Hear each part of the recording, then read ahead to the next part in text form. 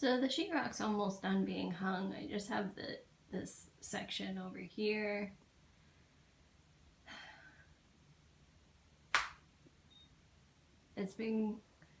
Progress has been slowing down because it's been so hot and humid lately. It's been like 95 degrees every day with 60% humidity, which makes it feel more like 105 degrees.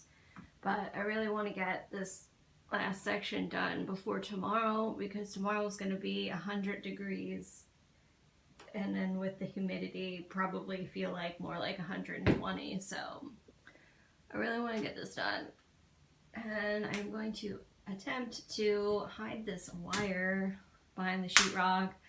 I don't know how that's going to go. I don't know. I have it imagined in my head, but who knows what it's actually going to look like. So the river is still pretty flooded and dirty, but it's definitely gone down significantly. Like at its highest, it was all the way up here. You see? Up out in this grass area. And then last time we came, it was about where the cliff was, here. And now it's all the way down there, but still, I still think it's a little higher than it is usually.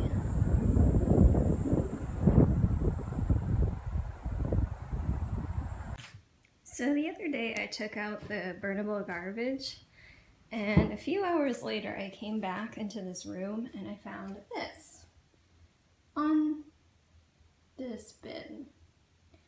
And I was a little confused at first because I had thrown that away in the morning, and I thought maybe Tucky had taken it out and put it there, but he had been sleeping the whole time. So that means one of our neighbors went through our garbage, came into our house, and put this back on here. That's a little creepy. There are two different kinds of people in this world. There are those who empty the trash and leave the bag to be reused in it, like that. And there are those who just take the whole bag out and throw the bag into a bigger bag.